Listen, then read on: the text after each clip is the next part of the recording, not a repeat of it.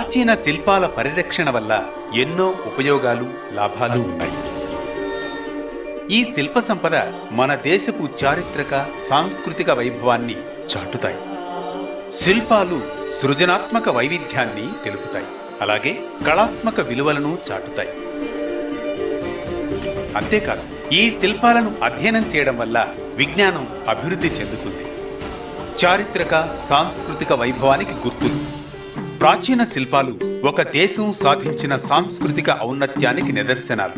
ప్రాచీన సమాజాల నమ్మకాలు, ఆచార వ్యవహారాలు, కళా నైపుణ్యం, సాంకేతిక అభివృద్ధి మొదలైన అంశాలను శిల్పాల ద్వారా తెలుసుకోవచ్చు. సృజనాత్మక, కళాత్మక విలువలకు నిదర్శనాలు.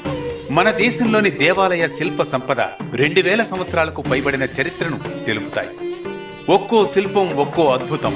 మన ప్రాచీనులు సాధించిన అత్యున్నత కళా ప్రమాణాలకు అవి నిదర్శనాలు. శిల్పాలు, అధ్యయనాంశాలు.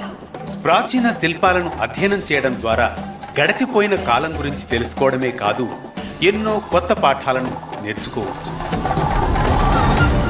ఇతర ప్రయోజనాలు. ప్రాచీన శిల్పాలు మన సమిష్టి సాంస్కృతికతకు ఆధారాలు. ఇంతటి అమూల్య సంపదను పరిరక్షించడం ఎంతో ముఖ్యం. తగిన సంరక్షణ చర్యలు చేపట్టడం ద్వారా తర్వాతి తరాలకు కళలను, సృజనాత్మక శక్తిని అందించడానికి వీలవుతుంది.